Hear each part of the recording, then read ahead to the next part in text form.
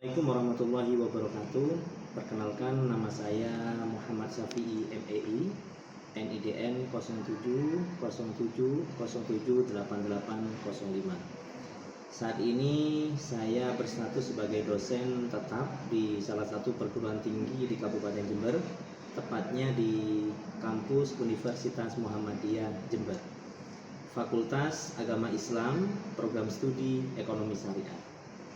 Kebetulan pada semester ini kami mengampu mata kuliah Fikih Muamalah dengan kode mata kuliah MJU.Asia.008 yang ada pada semester 2 dengan bobot SKS 2 SKS. Adapun deskripsi mata kuliah Fikih Muamalah menjelaskan tentang konsep fikih muamalah, teori harta, hukum riba, serta gambaran tentang akad-akad ekonomi syariah yang diformulasikan dalam kegiatan ekonomi dan bisnis yang didasarkan pada ajaran agama Islam. Video ini merupakan pertemuan kami yang ketiga, yang mana pembahasannya tentang konsep riba serta hukum daripada riba. Kompetensi akhir dari perkuliahan ini adalah mahasiswa mampu memahami dan menjelaskan tentang konsep fikih muamalah, teori harta, hukum riba, serta gambaran akad-akad ekonomi yang diformulasikan dalam kegiatan ekonomi dan bisnis yang didasarkan pada ajaran agama Islam.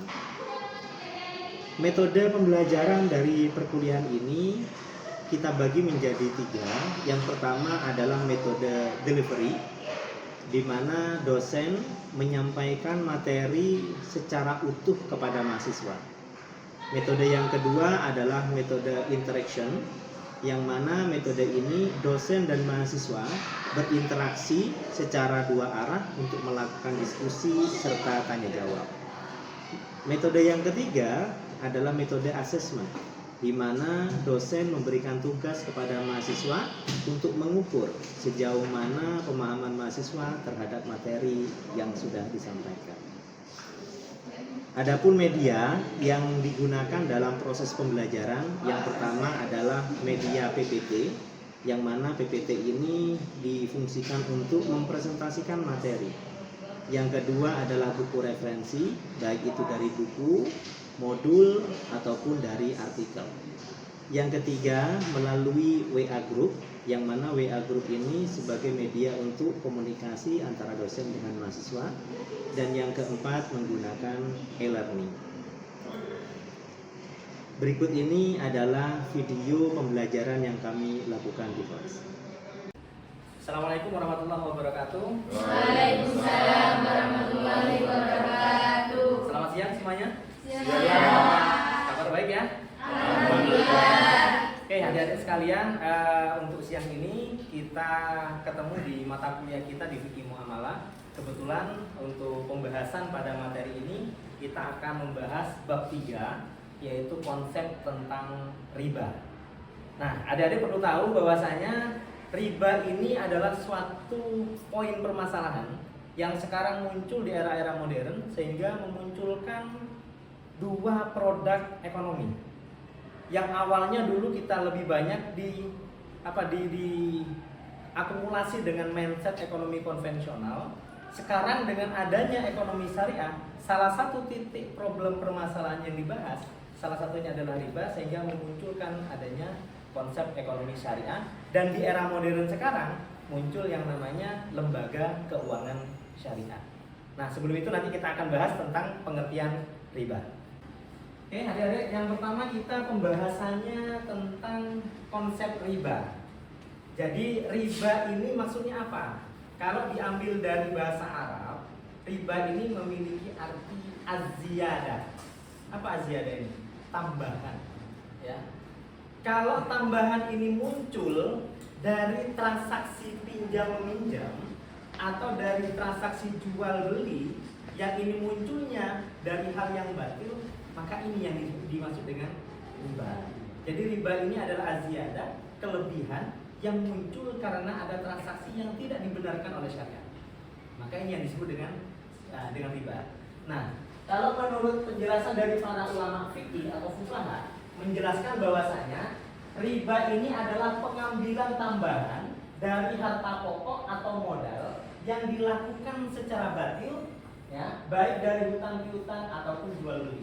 Jadi kalau kelebihan tadi itu muncul dari harta pokok, nah ini kalau ngomongin harta pokok ini biasanya munculnya pada transaksi pinjam meminjam.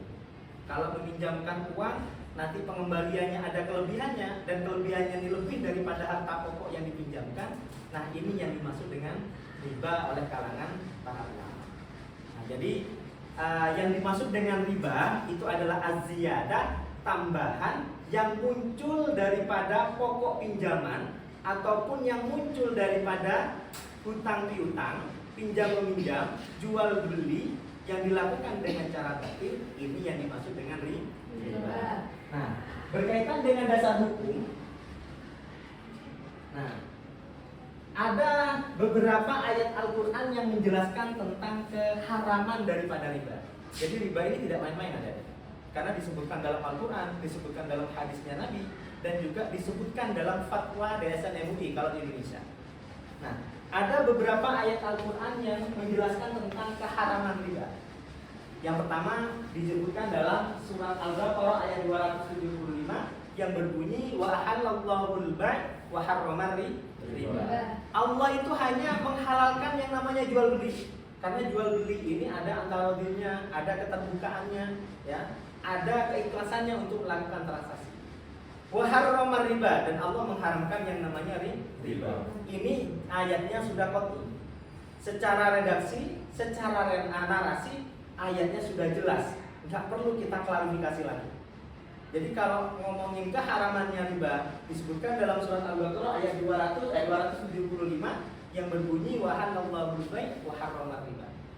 Nah, di samping itu juga disebutkan dalam surat Al-Qur'an, terutama dalam surat Al-Imran ayat 130 yang berbunyi ya ayyuhalladzina amanu la ta'kulur riba ad'afan mudha'afa, ya, wattaqullaha la'allakum tuflihun. Disebutkan pula dalam Al-Quran dalam surat Al-Baqarah ayat 278 sampai dengan 279. Jadi ada beberapa ayat yang menjelaskan secara terang-terangan bahwasanya riba ini hukumnya haram. Ayatnya qat'i, tidak perlu diklarifikasi dan tidak perlu dipelajari secara teks karena sudah jelas sekali. Nah, di samping itu dalil akan keharaman riba itu disebutkan dalam fatwa Majelis Ulama Indonesia atau fatwa MUI, ya, nomor 1 tahun 2004. Di situ gamblang sekali. Ya. Ini menunjukkan bahwasanya riba itu secara konteks ekonomi syariah benar-benar diharamkan karena dasar hukumnya jelas dalam Al-Quran, dalam hadisnya Nabi, dan diperkuat secara modern sekarang ini melalui fatwa DSN MUI. Nah, ini berkaitan dengan landasan hukum. Selanjutnya berkaitan dengan macam-macam daripada riba. Nah, secara garis besar riba itu dibagi menjadi 4. Yang pertama ada yang namanya riba nasi'ah. Yang kedua ada yang namanya riba fadl. Yang ketiga ada yang namanya riba qard. Dan yang keempat ada yang namanya riba jahiliyah. Nah, ada 4 ya. Oke, yang pertama adik-adik kita bicara masalah riba fadl, ya. Jadi riba itu ada 4. Yang pertama ada riba fadl, riba nasi'ah, riba qard, dan yang keempat ada riba jahiliyah. Nah, riba fadl. Riba ini muncul atau kelebihan dari pertukaran barang yang sifatnya ribawi. Nah, Pak Sami jelaskan dulu, ada barang ribawi namanya. Barang ribawi ini adalah barang yang sebenarnya secara konteks hukum lebih mendekatkan pada hukum haram. Jadi keliru sedikit aja transaksinya maka jatuhnya pada hukum haram. Karena ini barang ribawi. Barang ribawi itu 2 macam. Satu barang tambang berupa emas dan perak. Yang kedua itu makanan pokok. Nah, makanan pokok di setiap daerah kan berbeda-beda. Kalau di Indonesia makanan pokoknya terutama beras, jagung, dan yang lainnya. Tapi yang jelas kalau ngomongin beras dan jagung itu masuk kategori barang ribawi. Jadi barang ribawi itu 2 macam. Yang pertama barang tambang berupa emas dan perak. Yang kedua makanan pokok. Nah, kalau ada kelebihan dalam konteks pertukaran barang ribawi sedikit aja kelebihannya, itu masuk kategori riba. Ya, jadi emas, perak, terus ada makanan pokok. Emas dan perak ini sekarang gambarannya berupa mata uang. Mata uang pun juga masuk kategori barang ribawi. Nah, kalau ada pertukaran uang yang satu jenis, ya satu jenis, ada kelebihannya, maka itu masuk kategori riba. Contoh, biasanya nih kan terjadi di kalangan masyarakat ketika mau lebaran, ya, biasanya kan untuk uang 100.000 ditukar dengan pecahan 5.000. Nah, kalau 5.000 harusnya dapat 20 lembar. Dengan dalih apapun, katakan dalih jasa ataupun apapun yang lain, ketika nanti kita nukarkan uang 100.000 dapatnya 19 lembar, maka yang 5.000 kelebihannya tadi itu riba. Karena ini barangnya sejenis, mata uangnya sejenis. Jadi sekali lagi, yang dimaksud dengan barang riba ini adalah satu, mata uang, yang kedua emas dan perak, dan yang ketiga adalah makanan pokok. Selanjutnya, begitu pun juga kalau kita tukar beras, karena mereknya beda semuanya, tapi sama-sama beras putih, ya, ada pertukaran 1 kilo, tapi ada kelebihannya 1 on semuanya, karena berasnya berbeda. Tidak boleh tetap, karena ini masuk kategori bahan makanan pokok. Jadi yang dimaksud dengan riba fadl ini adalah riba atau kelebihan yang muncul karena adanya pertukaran barang ribawi. Ada kelebihan yang muncul dari pertukaran barang ribawi, entah itu uang, entah itu emas dan perak, ataupun di situ makanan pokok. Nah, yang kedua, ada yang namanya riba nasi'ah, yaitu riba atau kelebihan yang muncul dari pinjam meminjam atau jual beli dengan penundaan pembayaran. Contoh, ya, ini biasanya yang terjadi di lembaga keuangan konven, terutama yang pembiayaan. Katakan di sini, kalau beli sepeda motor baru, harganya 16 juta.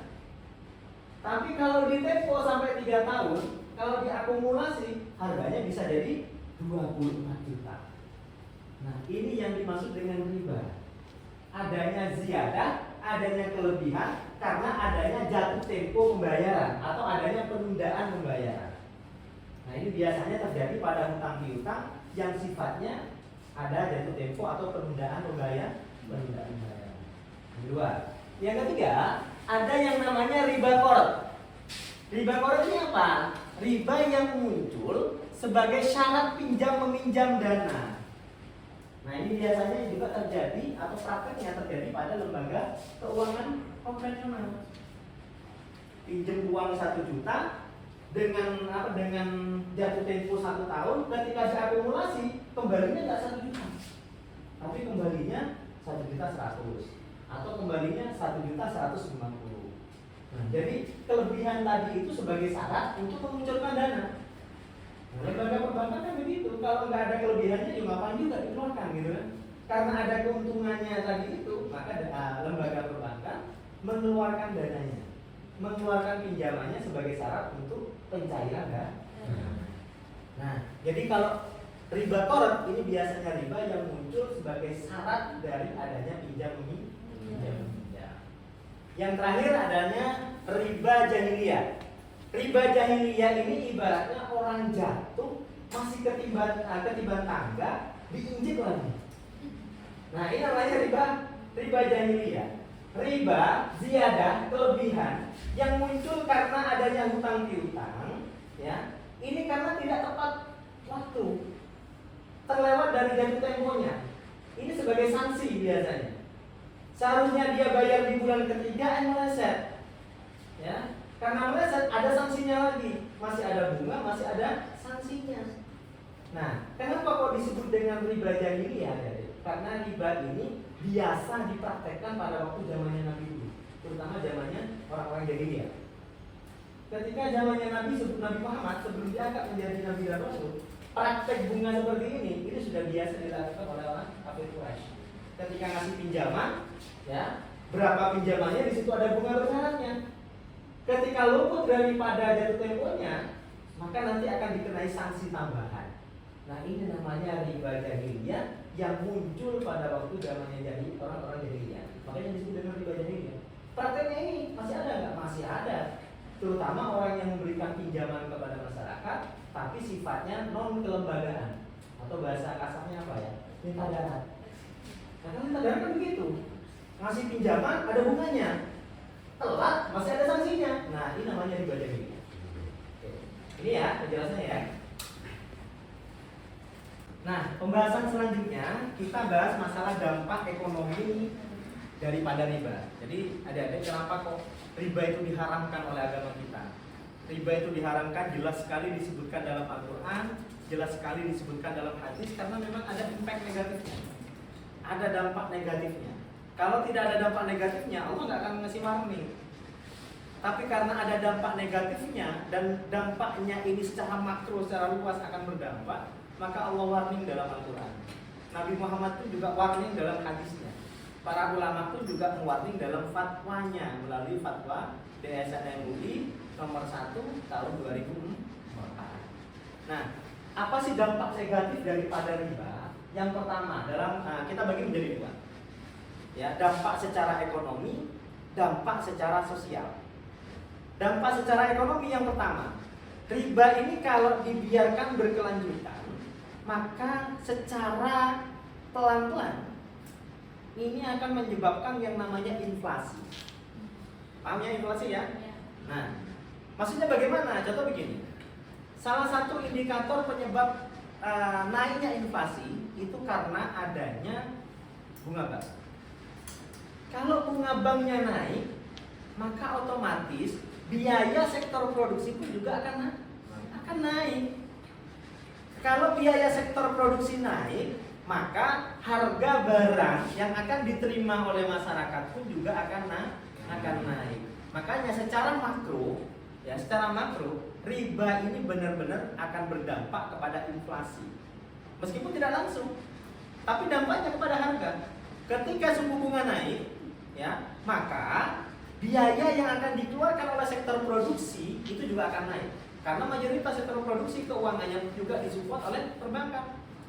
Kalau perbankannya itu konvensional, menerapkan sistem bunga dan bunganya dinaikkan, maka biaya produksi pun juga akan naik, akan berimbas kepada harga barang. Makanya inflasi ini juga akan berdampak, riba ini juga akan berdampak kepada inflasi. Selanjutnya, yang kedua, ketergantungan ekonomi. Coba sekarang nih, contohnya dari beberapa negara Asia Tenggara, termasuk negara kita. Ketika pinjam dana ke World Bank, IMF ataupun ke lembaga internasional yang lain, ketika menerapkan sistem bunga, kita bisa lepas dari hutang itu? Nggak bisa. Bisa lepas dari itu, tapi terkesan sulit, terseok-seok. Apalagi hutangnya itu besar. Ketika hutangnya besar, hutang pokoknya besar, maka akan berimbas kepada bunganya besar.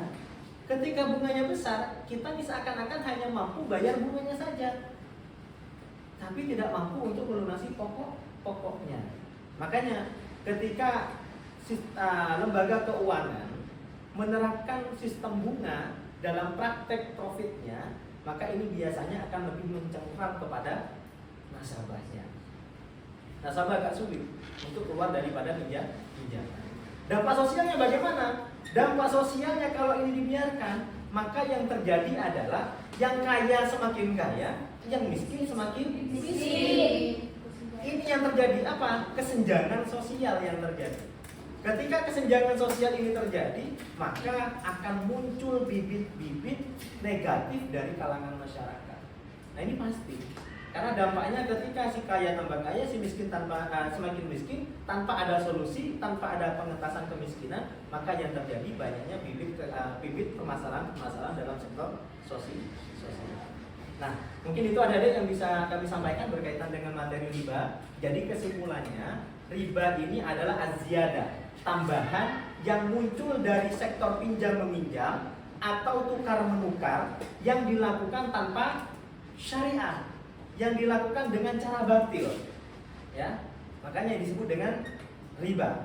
Nah, riba dibagi menjadi 4. Yang pertama ada riba fadl, yang kedua ada riba nasi'ah, yang ketiga ada riba qard, dan yang keempat ada yang namanya riba jahiliyah. Mungkin itu yang bisa kami sampaikan. Ada diskusi, ada pertanyaan, silakan lagi. Gimana? Baik. Tadi kan ada tentang emas itu ya Pak. Ya. Jadi kalau misalkan kita mau transaksi tukar tambah emas itu bagaimana hukumnya dan solusinya bagaimana? Oke. Jadi kalau tukar jual beli nih ya, masuk kategori jual beli ya. Kalau jual beli emas itu ada selisih nggak pasti? Ada. Karena ini ada pengaruhnya. Apa yang mau pengaruhi? Harga jual beli emas. Harga jual beli emas. Nah, ini emas ini bisa dijadikan media investasi lain dan juga teman-teman yang lain ya. Jadi emas ini bisa dijadikan media investasi atau tabungan masa depan.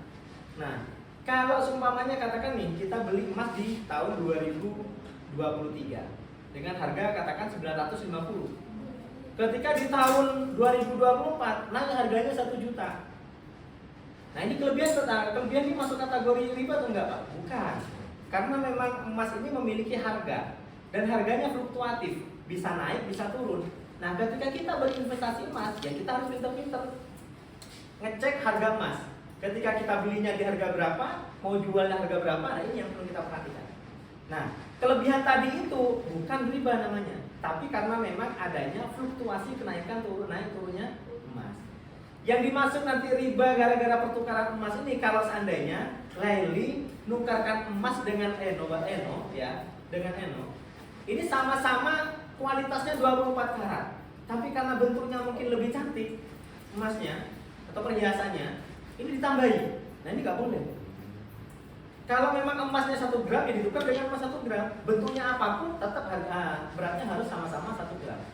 Beda kalau nanti ada emas muda ya, emas muda dengan emas yang tua. Nah, ini beda. Karena memang secara kuantiti, secara timbangannya, secara karatnya berbeda. Nah, yang tidak diperbolehkan ini kalau menukarkan emas dengan karat yang sama, tapi jumlahnya berbeda ketika ditukarkan. Ini yang nggak boleh. Nah, kalau seumpamanya ada keuntungan dari investasi emas, tidak masalah karena memang di situ ada fluktuasi harga emasnya. Itu ya, Lali ya. Ada lagi pertanyaan? Ada? Berkaitan dengan riba mungkin? Apa sudah cukup? Gimana Lali? Kalau yang riba tadi kan kalau menukar barang ribawi seperti beras tetap dengan timbangan yang sama ya Pak? Betul. Lantas bagaimana kalau ada salah satu jenis berasnya itu kan kualitasnya beda, otomatis harganya juga beda. Kalau menukar. Nah, kalau secara konteks fikih, kalau emasnya sejenis ini yang nggak boleh. Tetap nggak boleh hukumnya. Tapi kalau makanan pokoknya tidak sejenis, katakan beras putih ditukar dengan beras jagung. Ada kelebihannya, pasti ada kelebihannya. Karena apa? Karena secara harga berbeda, beratnya pun terkadang berbeda. Biasanya lebih berat mana? Beras putih dengan beras jagung. Agak berat beras jagung kayaknya ya. Mungkin komposisinya lebih sedikit. Tapi kan hitungannya kan tetap ini ya, tetap pakai kilogram gitu kan. Nah, kalau secara konteks fikih yang sejenis beras putih sama beras putih kalau ada kelebihan tetap haram hukumnya. Karena ini masuk kategori riba. Kalau berbeda berasnya, beras putih ditukar dengan beras jagung semuanya. Nah, ini nggak apa-apa. Ada kelebihan ya pasti karena memang berbeda jenis bahan pokoknya. Gitu ya, Om ya. Ada lagi, Neng?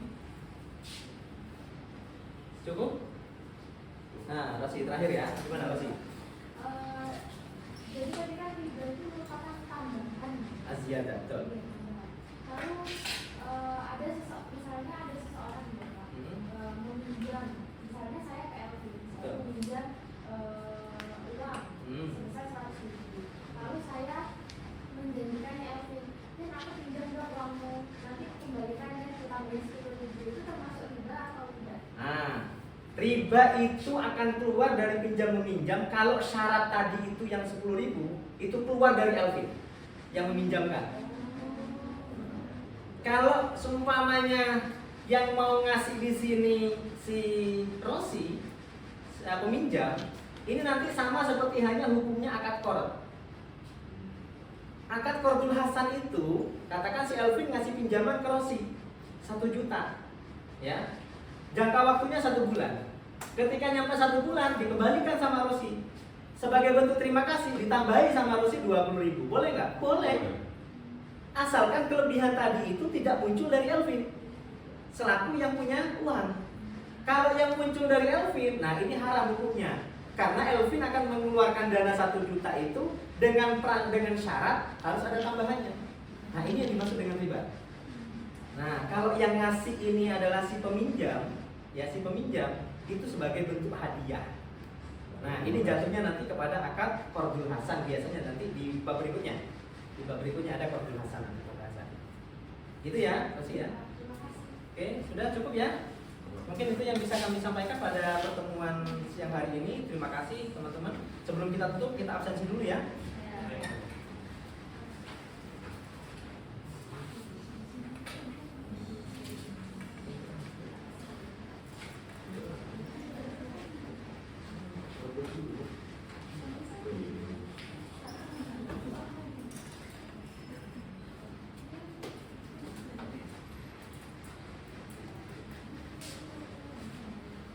Dari Ayu Pitaloka ada? Siti Nurrosida ada ya? Julis mana ini? Izin. Oh iya ada ini ya, kompetisi kayaknya ya. Seno Barokatul ada. Rizky Arundani. Oh iya. Diana Putri. Elvin dia. Cahyatia. Dila Anggi, masih B ya. Octavia Dinda Lestari. Sudah masuk. Ada izin? Tasya ada izin? Octavia Dinda Lestari. Oh itu. Sandi Habibi. Ada ya. Nafada. Oh yang masih B. Umaidi. Umaidi. Andin Tria. Ada Pak. Terus Aldi Adva, MSIB ya. Hendra Jules mana? Mufti Umar. Siti Maghfirah. Nadia Putri. Tafihan. Winda, MSIB. Fitri Adesi. Ramadhani. Lutfi. Oke, sudah semua ya. Mungkin itu yang bisa kami sampaikan. Adik-adik, kita ketemu di minggu yang akan datang dengan tema berikutnya. Akhirul kalam, wabillahi taufiq wal hidayah. Wassalamualaikum warahmatullahi wabarakatuh. Waalaikumsalam warahmatullahi wabarakatuh.